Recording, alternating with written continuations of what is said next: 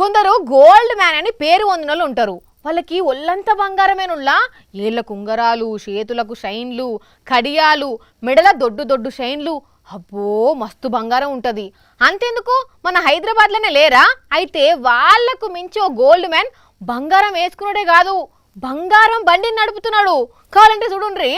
ఓ చూస్తున్నారా అనుల్లా, బంగారు బండి మీద బంగారు ఉంగురాలు, బంగారు కడియాలు, బంగారు గొలుసులు, బంగారు తలపాగా, ఇట్లా మనిషే బంగారం అయిపోయి బజార్లా బాగా జాప్తాగా తిరుగుతున్నాడు ఈ అన్న.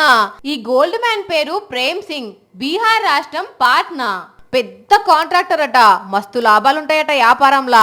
అందుకే వచ్చిన లాభాలతోని బంగారం కొంటున్నాడు. ఇప్పుడు ఒంటి మీద మొత్తం 5 కిలోల బంగారం ఉన్నది. మరి ఒంటి మీద ఉన్నదంటే నిజమైన బంగారమే గాని బండి కూడా నిజంగానే బంగారుదా అంటే, ఈయనకు బంగారం అంటే చాలా ఇష్టం కాబట్టి బైక్ కూడా బంగారం లెక్కనే ఉండాలని చెప్పి బంగారు పూత ఊహించిండు. నడిపే బండికే బంగారు పూత ఊహించిందంటే తినే ప్లేట్లు, తాగే గిలాసా, కూసునే కుర్చీ, పడుకునే మంచం అన్నీ కూడా బంగారే కావాలంటాడు కావచ్చు.